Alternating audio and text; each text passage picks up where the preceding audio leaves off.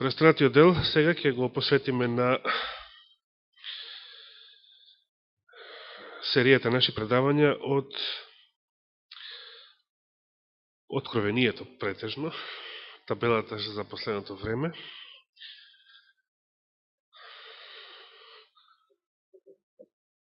За жал немаме нови копии од табелата, меѓутоа, иако Трајче ветик ќе донесе, добро, дали некој би сакал да добие, што ја немал одминатите саботи. Значи, поминавме со пробудувањата, го поминавме решетањето исто така, и сега ќе започне темата за раниот и позниот дожд.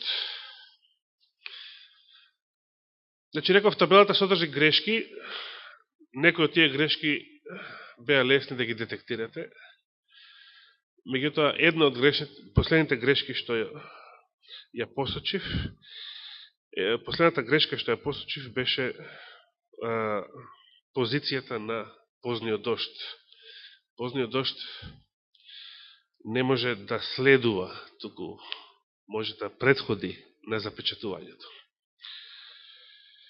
Не може да биете запечатени без да го примете позниот дожд.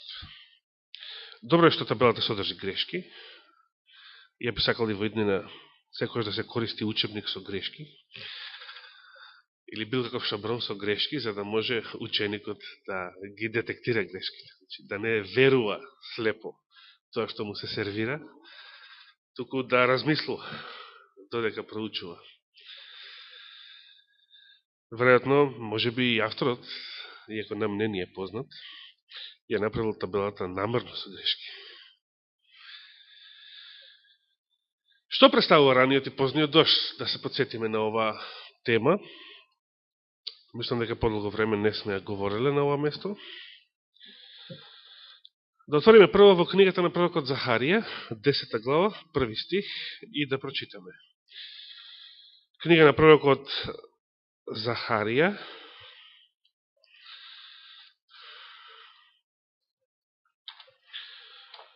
е меѓу последните од Стариот Завет, поточно предпоследната, пред Малахија. 10 глава, 1 стих. Јас ке ги читам. Освен ако некој има желба. Молете го Господа за дожд, вели во време пролетно. Господ ке светне со молскавица и ке ви даде обилен дожд, зеленило во поле. Прашање, за кој дожд зборува тука пророкот? За раниот или за позниот дожд? Во време пролетно. Ран, позен, за сега еден, други гласови.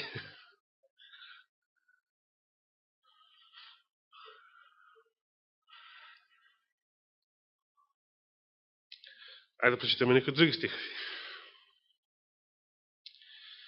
Осија 6 глава, 3 стих. Се враќаме малку поназад. Книга на пророкот Осија.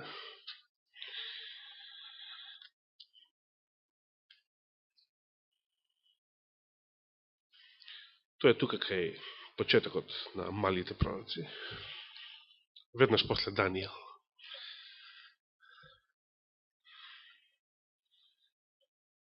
Осија 6 глава, 3 стих. Го најдовте? И така, сега да се стремиме да го познаеме Господа. Тој сигурно ќе дојде кај нас, како утрена зора, ќе ни дојде како дожд, како доцен и ран дожд, ќе ја натопи земјата. Така ви? Таму како ви? Есенски и пролетен. Прво го споменува есенскиот? Интересно.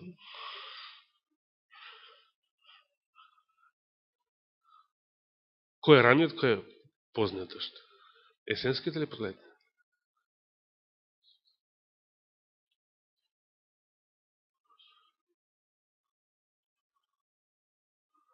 Добро.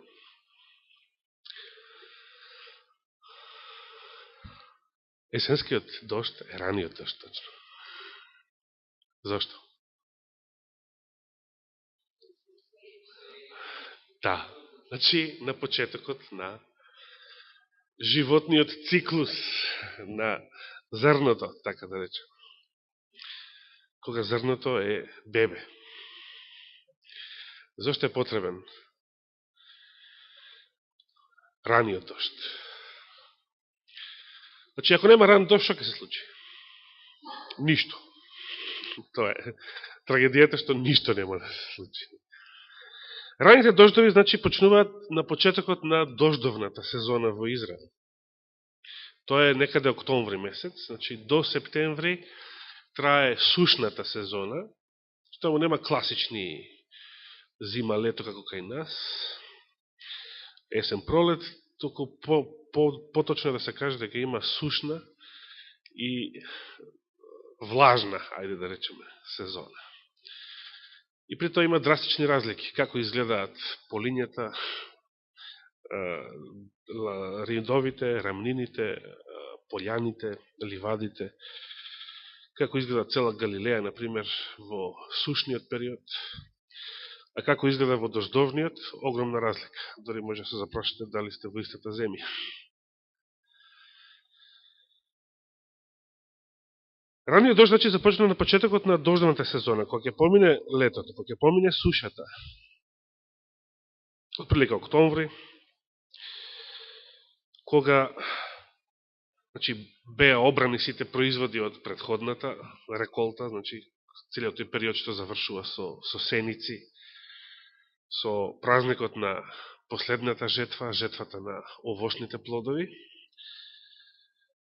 и се сее одново и потребен е ран дожд за тоа мало зрно да изрти и кога ќе изрти, кога ќе почне да се развива како младо стебло, значи како тревка, па понатаму, додека е се уште нежна, му треба ран дожд, не му треба некој силен порој да го удави, туку му треба еден ситен, мирен, да го наречеме така, дожд, кој што постепено, во повеќе наврати во текот на наредните месеци ја навлажнува земјата, за да може да се развива тоа стебло.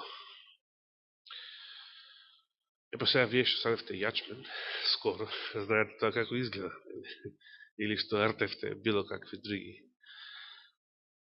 Утреба да никне, добро. Само не зависиш од дожд, току тураш вода. Во ред. Позниот пак доцниот дожд, еве конкретно Елена Вајчето вели, кој помага зрното да созрее.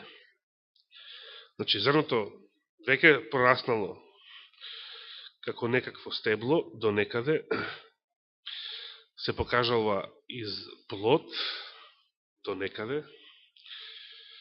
Меѓутоа, сега е потребен позниот, доцниот дожд, за да стави капак, да созрее. Значи, без доцниот дожд, зрното не може да созрее. Но без раниот дожд, нема што да созрее. Значи, потребни се и двата дожда. Потребно е да имаш ран дожд, за да од семе или зрно во земја добиеш некакво недозреано стебло, односно стебло со се уште недозреани плодови, за да позниот дожд го превземе од таму и направи тоа зрно да созрее. Ако нема ран дожд, нема што да созрее. Немаш стебло, немаш плодови што треба да досозреат. Но ако го имаш само раниот дожд и имаш готово стебло, распупено, расцветано, се познаваат, се зависи што зборуваме, но еве која е земеделска култура, јачмен, пченица, се познаваат и зрната. Месецот Нисан, што значи почеток. Од друга страна се вика и Авив, што Авив е назив на специјална фаза на зрелоста на зрното. И тогаш, значи, некаде крај на март и април, значи овој период, во Израел паѓа доцниот дожд, кој што ќе направи зрното да созрее и таман за Пасха да имате што? Да имате јачмен. За првиот сноп. Готов јачмен. Затоа сега е 13-тиот еврејски месец. И затоа католичкиот Великден, гледате колко е изместен. Скоро цел месец пред еврејската Пасха. Че уште не паднал доцниот дожд. Евреите имаат сега 13 месец, значи втор Адар, и дури на 9 април ќе започне таа сабота, ќе започне Нисан. И некаде 23-4 април ќе биде еврејската Пасха. Да, недела дена подоцна ќе биде православниот Великден, бидејќи православната црква секојаш се грижи Великден да не биде во исто време со еврејската Пасха, туку подоцна. Да, и да не биде пред Пасхата, се разбира.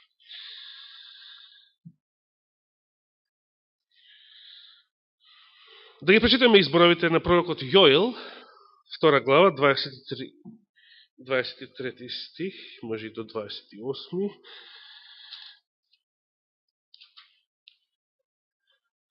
Во Јоел имаше еден проблем, нели, со библиските, разните библиски верзии. Значи, втората глава, во некаде треба да е трета глава, први стих. Во ревидираниот превод. Константинов, како го има? Значи, Константинов си го има на место. Добро. Може да читаме од 2.23, па ќе продолжиме надолу. 28 стих, во рединиот превод не постои 28 стих, тука е ставен во, како прв стих во третата глава. Меѓутоа, тука се текстовите, не фали нешто. Само нивниот распоред. А вие, чеда Сионови, почнувам да читам од 23 стих, втората глава. А вие, чеда Сионови, радувајте се и веселете се во Господа вашиот Бог, зашто тој ви дава умерен дожд, па ќе ви прати дожд, пролетен дожд и есенски дожд, како и порано. Исто како и во Осија, прво го споменува пролетниот, па потоа есенскиот. Тоа е по таа еврејска логика, кај што прво се кажува иднината, па после минатото. Така работи еврејскиот менталитет. Еврејското сваќање на времето. Прво се кажува последицата и се бараат причините во минатото. За нас е логично да се каже она што е прво, а после она што следува. Во Константинов. Значи, не можем од тука да судам, ќе мора да седнем да го проучам оригиналот и да видиме што како треба да биде. Во ред. Продолжувам. И ќе се наполнат гумната со жито, и ќе се преполнат бочвите со гроздов сок и со масло. Ќе ви надоместам за оние години кога испојадоа се скакулците, црвите, бумбарите и гасениците. Мојата голема војска што ја пратив против вас. И видите. Зошто испојадоа се црви, скакулци, бумбари и гасеници? Бидејќи Израел бил во отпад. И Господ ги нарекол овие негова војска. Понекогаш гледајќи ги овие емисиите за животните, ми дојде овој текст, ми дојде мисла зошто Господ се нарекува Господ над војските. Нема една војска, Господ. Има еден куп војски. Доста е да пушти скакулци само и сите генерали во овој свет да се чешаат. Да не можат да стигнат кај да се почешаат. Да не знаат што да прават. А да не зборуваме за старшини. Или што све имавме во Египет. Што се мораше да види фараонот. Со што се требаше неговата војска и неговата сила да биде понижена. Во изобилство ќе јадете и ќе се наситувате и ќе го славите името на Господ вашиот Бог, кој со вас постапи на чудесен начин, така што мојот народ нема да се посрами довека. И ќе познаете дека јас сум среде Израел, и дека јас сум Господ вашиот Бог, и дека нема друг. И мојот народ нема да се посрами довека. И сега овие зборови, што апостол Петар ги цитира на 50-ница. И ете, потоа ќе излеам од мојот дух врз секое тело. Знаете, ова било чудо. Најавено чудо, што немало преседан во Стариот Завет. Во Стариот Завет Господ имал само ретки избрани луѓе, наречени пророци, врз кого го излевал својот дух. Но сега најавува некое време кога ќе го излее својот дух врз сите верници. И синовите ваши, и керките ваши ќе пророкуваат, старците ваши ќе сонуваат соништа, и младите ваши ќе гледаат виденија. Сите тие? Па зашто вели Еремија тогаш и никој нема да го поучува својот брат, познај го Господа. Пошто сите од мал до голем ќе ме знаат. Сите ќе бидат. Тоа е совршенството на Новиот Завет, што во реалноста не е така, затоа што ние не го исполнуваме од наша страна, така, како што Господ би сакал. Но тоа се случило на 50-ница. Се излеа духот врз секое тело. Сите ученици, дури и керките на еден ѓакон Филип, не апостол Филип, ѓаконот Филип, 4 негови керки пророкуваа. Интересно. И Господ тоа во уште поголема мера ќе го направи во последното време. Последната генерација запечатани верници ќе бидат исполнети со Светиот Дух, како да се сите тие пророци, како да се сите тие Елена Вајд, како да се сите тие Осија, Исаија, Даниел и така натаму.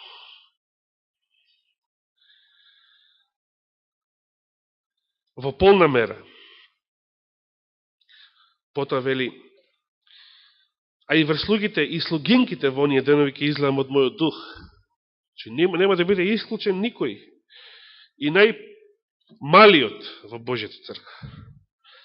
И ќе покажам знаци на небото и на земјата, крв, оган и столбови од дим.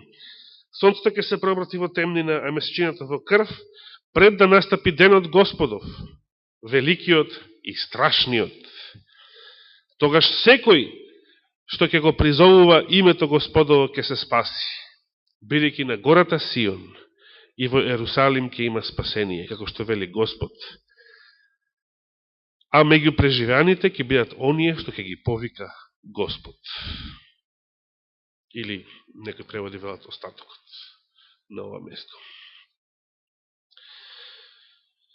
И би сакал за денес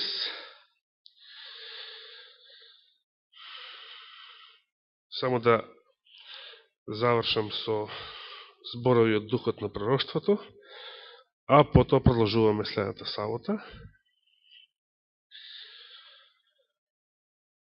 Наврекајќи се на Захарија 10.1, што го прочитавме на почеток, зашто ќе ви даде дожд навреме и ќе ви спушти ран и позен дожд навреме. Елена Вајд коментира и вели, прва, односно сведоштва до проповедници 506 страница. На исток, вели, раниот дожд паѓа во времето на сеењето. Тој е неопходен за семето да може да изрти, Под влијание на плодоносите дождови на површината избиваат нежни стеблинца. Доцните дождови кои паѓаат кон крајот на процесот помагаат зрната да се налеат и да се подготват за жетва. Господ се служи со овие природни текови за да го представи делувањето на Светиот Дух. Како што росата и дождот паѓаат за семето најпрвин да изрти, а потоа да созрее за жетва, така и Светиот Дух се дава за процесот на духовен растеж, да се води од една фаза во друга, значи да се расте. Созревањето на зрната представува довршување на делото на Божјата милост во душата. Со силата на Светиот Дух, Божиот морален лик треба совршено да се вообличи во карактерот. Ние треба потполно да се преобразиме во Христовото обличие. Тоа е задачата на позниот дожд. Позниот, доцниот дожд, кој помага зрното да созрее, представува духовен благослов кој ја подготвува црквата за доаѓањето на Синот човечки. Без позниот дожд нема второ Христов доаѓање. Меѓутоа, доколку раниот дожд не паднал, нема да има ни живот, зеленото стебленце нема да се појави, доколку раните дождови не го извршиле своето дело, позниот дожд нема да има зрна, што ќе може да ги доведе до созревање. Тука завршува овој неизин цитат и за тука ние прекинуваме. Ако Господ даде живот и здравие, продолжуваме следната сабота на 2 април.